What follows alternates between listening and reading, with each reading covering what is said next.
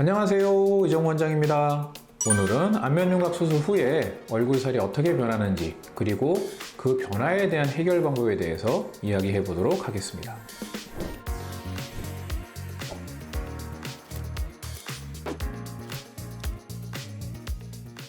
자, 우선 광대 축소술 후에 얼굴살이 처졌다, 흔히 볼처짐이 왔다고 하시는 분들이 많으시죠. 아마도 돌출되었던 이 광대뼈 부분이 들어가기 때문에 상대적으로 아래 볼살이 나아 보이기 때문에 그렇게 느껴질 수가 있겠죠. 하지만 또 다른 원인은 이 광대뼈 안쪽에 위치해 있는 심부볼 지방이 광대 축소술을 하게 되면은 뼈가 안쪽으로 이동하게 되고, 그러면은 좁아진 공간만큼 심부볼 지방이 조금 아래로 이동할 수가 있겠고, 이런 경우에 볼살이 처졌다고 느껴질 수가 있겠습니다. 수술 후 6개월 정도 충분히 시간이 지난 후에도 광대 아래쪽 볼살이 좀 볼록하다고 느껴진다면 심부볼 지방 제거를 통해서 어느 정도 해결해 볼 수 있겠고요. 하지만 광대 축소술을 하기 전에도 이미 볼살이 좀 통통하신 분들은 광대 축소술과 심부볼 지방 제거를 동시에 시행하는 것도 좋은 방법이 될 수 있겠습니다.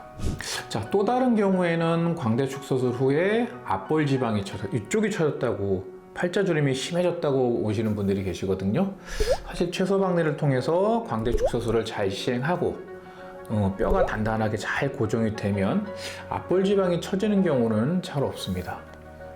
근데 제가 한 가지 이제 말씀드릴 수 있는 게 아코디언 효과라고 그러는 게 있거든요. 이거는 뭐 정확하게 지어진 어떠한 그 의학용어나 그런 이름은 아니고요. 예전에 저랑 몇몇 안면윤곽 많이 하시는 선생님들이 지은 이름인데요. 아코디언 아시죠? 이렇게 바람 불어 넣으면서 그 연주하는 그런 악기, 그런 것 같이 역광대가 이렇게 줄어들게 되면 앞쪽으로 살이 몰려 보일 수 있다라는 그런 얘기를 하면서 한번 이름을 붙여본 적이 있는데요. 이렇게 이 아코디언 효과도 사실 앞볼 지방이 많지 않은 분들은 크게 뭐 상관 안 하셔도 상관없는데요. 수술 전에 이미 앞볼에 지방이 많고 팔자주름이 좀 도드라진 분들은 이 아코디언 효과 때문에 상대적으로 앞볼이 조금 도드라져 보일 수가 있겠습니다. 그리고 드물지만 박리가 굉장히 과도하게 일어나는 경우, 그리고 근육이 다시 붙는 과정에서 아래로 근육이 제자리에 붙지 못하고 조금 처져서 붙는 경우에, 그런 경우에는 좀 앞볼이 불룩해 보일 수 있지만 흔한 경우는 아니겠습니다. 팔자주름이 깊지 않고 요렇게 요 부분 있죠? 요쪽 부분이 어느 정도 지방량이 좀 있으면서 이렇게 좀 말랑말랑하게 만져지고, 팔자주름이 깊지 않은 분들은 지방 흡입으로 일정 부분 좋아질 수가 있겠지만, 피부 자체가 좀 두껍고 팔자주름이 깊은 경우에는 지방 흡입으로는 사실은 이 팔자주름이 완전히 해결된다거나 그러긴 좀 어렵고요. 이런 경우에는 지방 흡입보다는 뭐 리프팅 시술이나 팔자주름의 필러 같은 거를 이용해 가지고 일부 완화해 보는 거를 목표로 가지시는 것이 좋겠습니다. 자, 그 다음으로 사각턱 축소술. 옆 턱선에 돌출되어 있는 과도한 뼈를 일부 절제하는 수술이 되겠죠. 이렇게 턱뼈를 제거하는 수술이 되겠는데요. 사각턱 축소술 후에는 사실 얼굴살이 처졌다기보다는 그 턱선이 흐려졌다고 볼 수 있겠습니다. 이 턱선은 이 골격 라인이 이렇게 라인을 잡아주고 있잖아요. 근데 그 턱선을 따라서 뼈를 이렇게 절제해서 없애게 되면 정면에서는 얼굴이 작아지고 좁아지는 효과가 있겠지만, 옆모습에서는 오히려 턱선이 흐려져 보일 수가 있겠고요.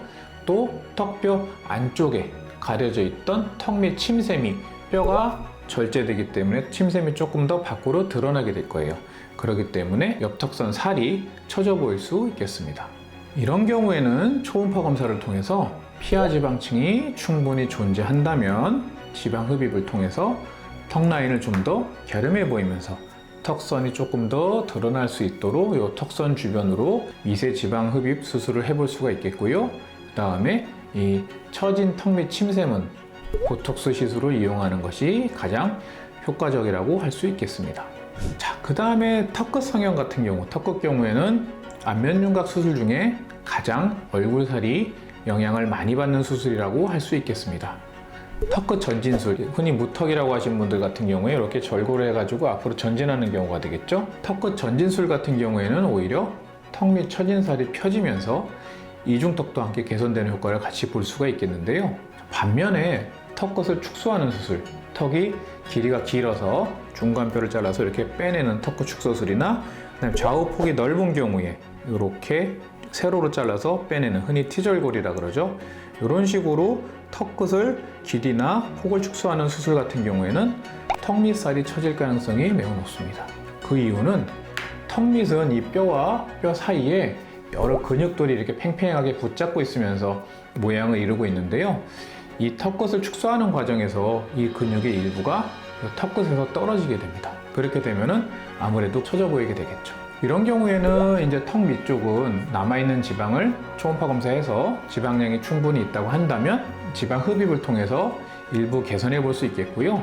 또 근육이 심하게 처진 경우에는 근육 묶기 같은 수술을 조금 고려해 볼 수 있겠죠.